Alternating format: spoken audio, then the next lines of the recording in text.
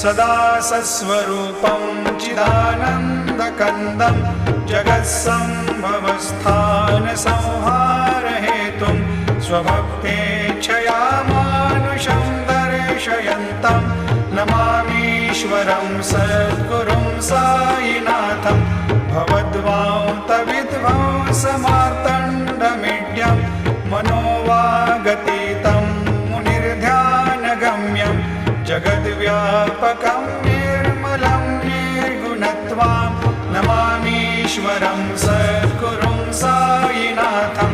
भवाम्भोधिमग्नार्दितानां जनानां स्वपादाश्रितानां स्वभक्तिप्रियाणां समुद्धारणार्थं कलौ सम्भवन्तं नमामीश्वरं सद्गुरुं साईनाथं सदा निम्बवृक्ष